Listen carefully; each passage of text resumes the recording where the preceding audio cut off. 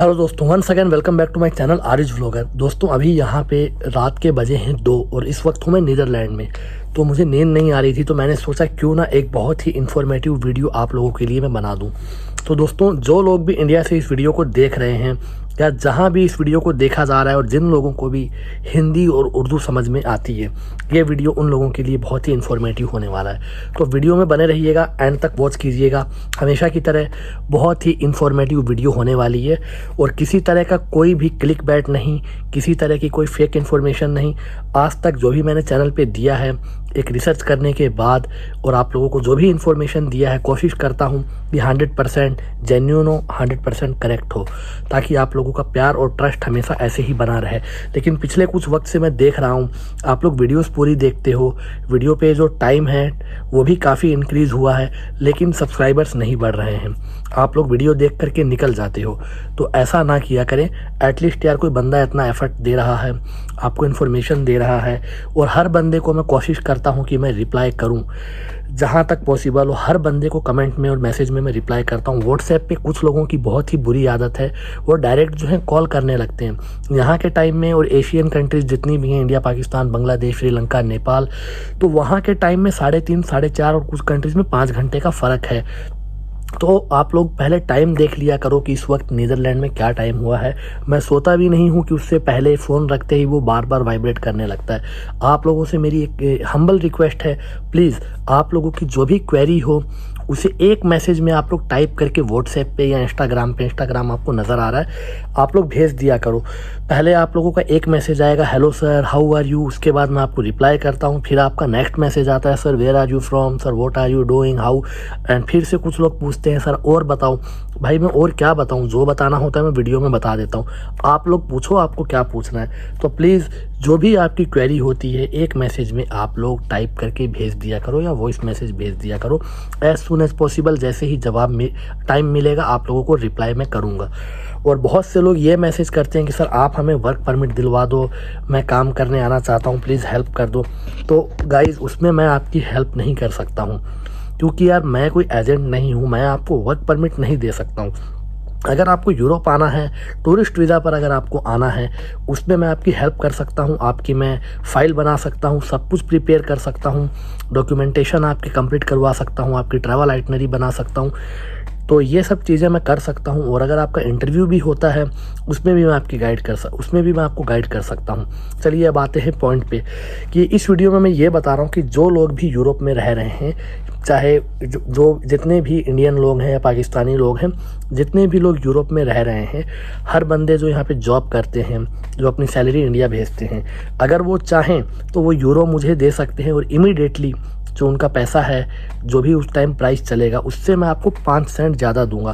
Suppose कीजिए कि price चल रहा है अभी 80.5, 80.50, तो मैं आप लोगों को 80.55 पे करूँगा, ठीक है, और इमीडिएटली आपका पैसा चला जाएगा। अगर आप लोग मनीग्राम से भेजोगे या आप लोग वेस्टर्न यूनियन से भेजते हो या आप लोग वायर ट्रांसफ़र बैंक से भेजते हो, 1 से 2 दिन उसमें लग जाता है या 1 दिन भी लगता है और चार्ज आपका लगता है। उल्टे यहाँ पे मैं आपको एक्स्ट्रा पे करूँगा। आपके पास चाहे वो 1000 यूरो हो या 500 यूरो हो या वो 1 लाख यूरो हो, आपके पास जो भी अमाउंट है आप वो मुझे दे सकते हो और INR में आपको वो अमाउंट इंडिया में मिल जाएगा, और वो भी बिल्कुल लीगल तरीके से। मैं बैंक से, अगर आप बोलोगे, मैं बैंक में भी उसको ट्रांसफ़र कर सकता हूँ। तो इतना मैं आप लोगों के लिए कर सकता हूँ। जो भी बंदे यहाँ पे रहते हैं वो लोग मुझे दे सकते हैं, मैं किसी को फोर्स नहीं कर रहा हूँ। अब बात करते हैं कि नीदरलैंड आने के लिए जो लोग बहुत ज़्यादा बेताब हैं, बहुत लोग बेचैन हैं कि हमें यूरोप आना है, तो इस वीडियो में मैं आप लोगों को एक बहुत ही काम की बात बता देता हूँ। रात काफ़ी हो गई है, मैं भी थका हुआ हूँ, नींद नहीं आ रही थी, तो सोचा एक वीडियो बना लेता हूँ। मैं आप लोगों को ये बता रहा हूँ, अगर आप लोग यूरोप आना चाहते हो तो यहाँ की लाइफ इतनी इजी नहीं है कि आप लोग यहाँ पे आओगे और आते ही पैसे बरसने लगेंगे। आते ही आप लोग एक iPhone 13 Pro Max और जो भी मतलब कि आप लोगों के जो बड़े बड़े ड्रीम है वो कंप्लीट हो जाएंगे। तो यहाँ पे ऐसा नहीं है, आपको यहाँ पे बहुत स्ट्रगल करना पड़ेगा। हर चीज़ आपको यहाँ पे ज़ीरो से शुरुआत करनी पड़ेगी। यहाँ पे आपको अपने जो डेली रूटीन के जो काम होते हैं वो आपको खुद करना पड़ेगा। किसी पे आप जो हो यहाँ पे रिले नहीं हो सकते हो, सब कुछ आपको करना होगा। एक 100% सेल्फ डिपेंडेंट आपको बनना पड़ेगा। और दूसरी जो सबसे ज़रूरी चीज़ है कि भैया यहाँ पे बहुत से लोग पूछते हैं मुझसे कि सर हमें ये जॉब करनी है, हमें वो जॉब करनी है। मैं आपको एक ही चीज़ बोल रहा हूँ, काम सभी यहाँ पे होते हैं जो कि इंडिया में होते हैं।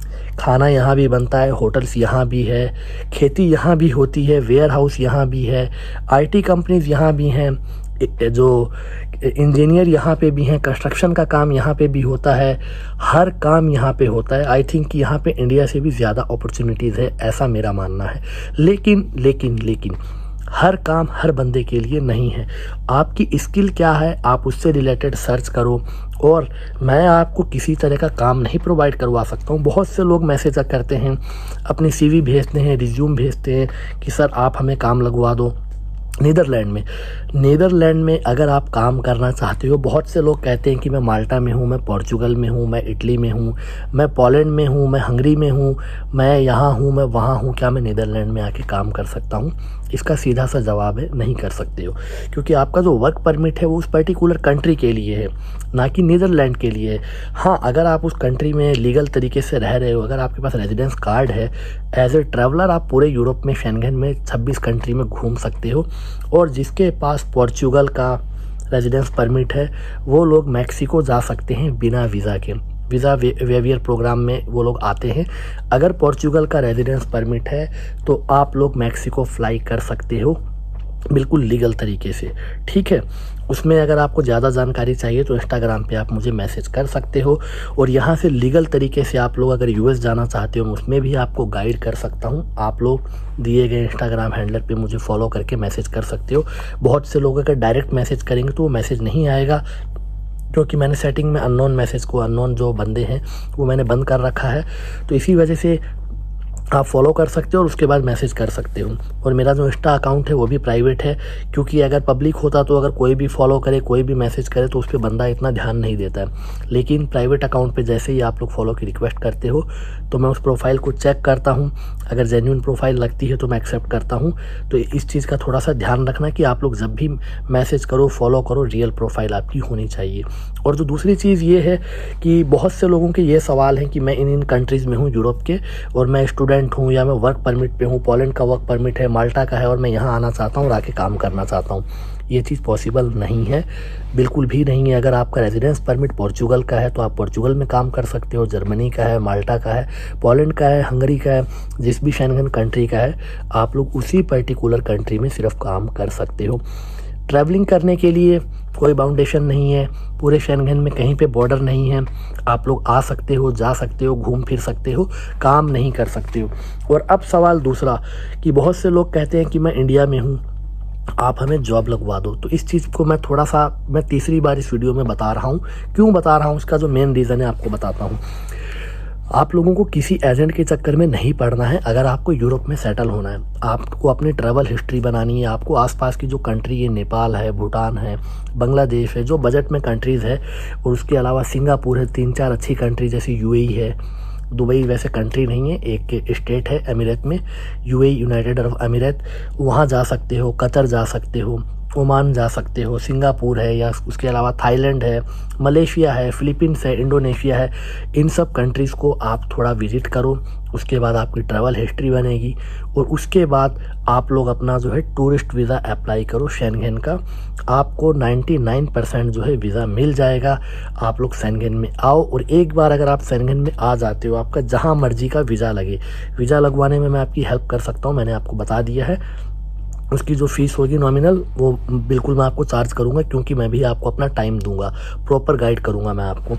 अब रही दूसरी चीज़ कि आप लोग शेंगेन में एक बार आ गए, आने के बाद भले ही आपका वीज़ा वो 10 दिन का है या 5 दिन का है, एक बार अगर आपने शेंगेन में किसी भी कंट्री में एंट्री कर लिया, उसके बाद आप यहाँ पे सेटल हो सकते हो। लेकिन नीदरलैंड में नहीं। सिर्फ 2 ऑप्शन है आपके पास, पोर्चुगल या स्पेन। मैं प्रेफर करता हूँ पोर्चुगल को। पोर्चुगल जो है वो one of the best country है अगर आपको सिर्फ डॉक्यूमेंट चाहिए। एक बार अगर आपको पोर्चुगल का पासपोर्ट मिल जाता है, उसके बाद आप यूके जा सकते हो, यूएस इजीली जा सकते हो, कनाडा जा सकते हो, पूरे यूरोप में कहीं पे भी काम कर सकते हो। तो अगर आपकी एज 18 से लेके 25-26 के बीच में है तो ये आपके लिए बेस्ट टाइम है यूरोप आने का, क्योंकि 5 से 6 साल के अंदर आपको पोर्चुगल में पासपोर्ट मिलता है। अब अगर कोई 35 साल की उम्र में यूरोप आता है, 7 साल वो वेट करता है पासपोर्ट के लिए। 42 की एज में अगर उसको पोर्चुगल का पासपोर्ट मिलता है, पोर्चुगीज सिटीज़न वो बनता है, तो उसके बाद भाई वो कौन से झंडे गाड़ देगा, क्या उखाड़ देगा, कुछ भी नहीं कर पाएगा। और कभी भी आप लोग डोंकी मत लगाना, इलीगल तरीके से मत आना। मैं उस चीज़ में कभी आपकी हेल्प नहीं करूँगा, कभी भी नहीं कर सकता। तो लीगल तरीका है, थोड़ी मेहनत करनी पड़ेगी। एजेंट को 10 लाख देने से, 5 लाख देने से अच्छा है कि उस 5 लाख से आप 5, 6, 8 कंट्री घूम सकते हो। ट्रैवल हिस्ट्री बनेगी जो फ्यूचर में भी काम आएगी। उसके बाद आप जो हो अगर दुनिया देखोगे, आपको समझ में आएगा कि इमिग्रेशन क्या होता है, कैसे क्लियर होता है। खाली वीडियो देखने से कुछ नहीं होगा, थोड़ा प्रैक्टिकल भी होना ज़रूरी है। आपको समझ में आएगा कि वीज़ा कैसे मिलता है, कैसे जो है हम वीज़ा अप्लाई कर सकते हैं बिना एजेंट के। हो सकता है कि आप 4-5 कंट्री घूमने के बाद मेरी हेल्प की ज़रूरत भी ना पड़े, आप अपने आप यूरोप आ सकते हो। पोर्चुगल में आपको आना है, किसी भी कंट्री का आपका वीज़ा लगे, चाहे वो स्विट्ज़रलैंड हो, डेनमार्क हो, नॉर्वे हो, जहाँ मर्जी आपको एंट्री उस कंट्री में करना है। उसके बाद आपको पोर्चुगल आना है। पोर्चुगल में मैं आप लोगों की बिल्कुल हेल्प कर सकता हूं, आपका वीज़ा भी कन्वर्ट हो जाएगा, आप काम कर सकते हो। 1 से 1.5 साल के बाद आपको पोर्चुगल का रेजिडेंस परमिट मिल जाएगा। जब तक वो ना मिले तब तक आप इंडिया नहीं जा सकते हो। और वैसे भी भाई जब आपको यहाँ पे सेटल होना है तो 1-1.5 साल आपको जो है बर्बाद अपना करना पड़ेगा, थोड़ा स्ट्रगल करना पड़ेगा। स्ट्रगल में लेकिन मज़ा बहुत आएगा। आप जो हो रियलिटी जानोगे यूरोप की कि कितनी मुश्किल यहाँ पे आपको आने वाली है। मुश्किल इन द सेंस कि ऐसा नहीं है कि अब आपको यहाँ पे कोई सज़ा देगा, काम जो है वो करना पड़ेगा। हर बंदा यहाँ पे यूरोप पैसे कमाने ही आना चाहता है। पोर्चुगल वैसे बुरी कंट्री नहीं है, अगर इनकम कम है तो वहाँ पे एक्सपेंसेस भी कम है। नीदरलैंड जो है ये one of the most expensive country में आती है। अगर मैं आपको ऑनेस्टली बताऊँ तो यहाँ पे मैं किसी दिन आपको वीडियो बनाऊँगा, मैं उसमें आपको दिखाऊँगा कि मेरा यहाँ पे मंथली एक्सपेंसेस कितना है। लेकिन ट्रस्ट मी, मैं जब पोर्चुगल में था वहाँ के मुकाबले इस कंट्री में डबल से भी ज़्यादा खर्चा मेरा लग जाता है। तो इतना मैं आपको बता सकता हूँ। और इससे भी महंगा लग्जमबर्ग था जब मैं लग्जमबर्ग में था। मैं अभी भी जाता हूँ कभी कभार क्रिकेट खेलने के लिए। तो ये जो कंट्रीज़ हैं, जर्मनी है, नीदरलैंड है, लग्जमबर्ग है, डेनमार्क है, नॉर्वे है, स्वीडन है, ये जो नॉर्डिक कंट्रीज़ हैं, ये सारी कंट्रीज़ में अगर पैसे अच्छे हैं तो वहाँ पे टैक्स भी बहुत ज़्यादा है। नीदरलैंड में टैक्स बहुत ज़्यादा है। अगर आप यहाँ पे बिज़नेस करते हो तो अप टू 45-50% तक आपको टैक्स देना पड़ता है। और पोर्चुगल की रही बात तो भाई पोर्चुगल की गवर्नमेंट को भी पता है कि जितने भी लोग यहाँ पे आते हैं डॉक्यूमेंट के लिए आते हैं, वहाँ पे स्केल कम है, सैलरी कम है, टैक्स भी ज़्यादा नहीं है, सेविंग भी कम है। मैं ये बात आपको बिल्कुल बता रहा हूँ। लेकिन इससे बेटर ऑप्शन नहीं है। अगर दुनिया में कहीं का भी अगर आपको डॉक्यूमेंट लेना है बिना इन्वेस्ट किए, हर कंट्री में इन्वेस्टमेंट प्लान है जहाँ पे आप लोग 2 लाख यूरो या 2 lakh dollar, 2.5 lakh dollar, 3 lakh dollar invest करो और आप वहाँ के सिटीज़न बन सकते हो। लेकिन पोर्चुगल में आपको एक चीज़ इन्वेस्ट करनी है, वो है आपका टाइम और एक हार्ड वर्क और एक डेडिकेशन। एक टारगेट आपको लेकर के आना है कि हमें पोर्चुगल अगर आए हैं तो 5 साल के बाद यहाँ से यहाँ का पासपोर्ट लेकर के ही निकलना है।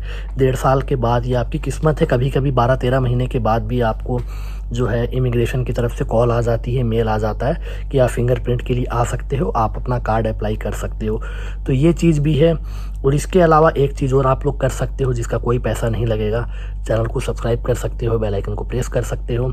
एंड अगर टूरिस्ट वीज़ा से रिलेटेड कोई भी अगर हेल्प चाहिए, कभी भी आप लोग फॉलो करके मैसेज कर सकते हो। वर्क परमिट मैं आपको प्रोवाइड नहीं करवा सकता हूँ, सॉरी फॉर दैट। मैं आपको क्लियर बोल रहा हूँ। काम करने अगर आपको यूरोप में आना है, जिस भी कंट्री में अगर आप लोग काम करना चाहते हो, तो बेटर है कि एक आप लोग यूरोप की कोई भी लैंग्वेज सीख लो। फ्रेंच हो गई, जर्मन हो गई, ड्यूच हो गई, जिसको जर्मन भी बोलते हैं, डच हो गई। नीदरलैंड में अगर आपको सेटल होना है, पोर्चुगल जाना है तो थोड़ी बहुत पोर्चुगीज़ सीख लो, स्पेन जाना है तो स्पेनिश सीख लो। जिस भी कंट्री में अगर आपको जाना है, कुछ वहाँ की लैंग्वेज आप लोग सीख के आओ, आपके फ्यूचर में बहुत काम आने वाली है। आने के बाद यहाँ पे ठोकर नहीं खानी पड़ेगी, काम भी थोड़ा आसानी से मिल जाएगा। एंड उसके अलावा जो दूसरी चीज़ है वो ये कि आप लोगों को जो आपकी पसंद की जॉब है वो भी मिल जाएगी। अदरवाइज़ इंडिया में आप लोग भले ही इंजीनियर हो, बैंक मैनेजर हो, कुछ भी हो, अगर आप लोगों को उस कंट्री में लैंग्वेज नहीं आती है, खाली इंग्लिश आती है, बहुत मुश्किल होगी, आपको वही लेबर क्लास वाला काम करना पड़ेगा। काम कोई छोटा बड़ा नहीं होता है, लेकिन जिस बंदे ने इंडिया में हमेशा जो स्मार्ट वर्क किया है, वर्क फ्रॉम होम किया है, उनके लिए थोड़ा सा यहाँ पे स्ट्रगल होने वाला है, क्योंकि यहाँ पे फिज़िकली हार्ड वर्क करना पड़ता है अगर आपके पास स्किल्स नहीं है तो। इसलिए एक स्किल सीख करके ज़रूर आओ, एक लैंग्वेज सीख करके ज़रूर आओ। बाकी यहाँ की लाइफ जो है अच्छी है, स्ट्रगल है, लेकिन मैंने जैसा कि पहले ही बोला कि उस स्ट्रगल में बहुत मज़ा है। आप लोग जो है लाइफ की रियलिटी से रूबरू होने वाले हो यूरोप आने के बाद। तो यही वक्त है, अगर आपको यहाँ पे आना है तो मैं आपकी बिल्कुल हेल्प कर सकता हूँ और गाइड कर सकता हूँ। और अगर आप लोग ऑलरेडी यूरोप में हो तो मैंने आपको बता दिया है कि आप लोग जिस भी कंट्री में हो वहीं पे स्टे करो, वहीं पे रहो। एंड अगर आप लोग फिर भी चाहते हो कहीं मूव होना, आप लोग कहीं मूव नहीं हो सकते हो सिवाय पोर्चुगल के। अगर आप लोग दुनिया में कहीं भी हो और अगर आप लोग यूरोप आते हो या यूरोप में ऑलरेडी रह रहे हो और अगर आप सेटल होना चाहते हो, नीदरलैंड में, जर्मनी में, इन सब कंट्रीज़ में सेटल होना थोड़ा मुश्किल है। पोर्चुगल इकलौता एक ऐसा ऑप्शन है जहाँ पे इजीली आप सेटल हो सकते हो, पासपोर्ट ले सकते हो, सिटीज़न बन सकते हो। उसके बाद भाई आप लोग आज़ाद हो, जहाँ दिल करे वहाँ आप लोग मूव हो सकते हो। तो ये थी आज की वीडियो। तो बस चैनल को सब्सक्राइब कर देना, बेल आइकन को प्रेस कर देना और वीडियो पसंद आई हो तो लाइक भी कर देना। कोई भी अगर आप लोग मुझे सजेशन देना चाहते हो या कुछ पूछना चाहते हो, मुझसे कोई गलती हुई है, करेक्ट कर सकते हो, आप लोग कमेंट कर सकते हो। कमेंट करना बिल्कुल फ्री है।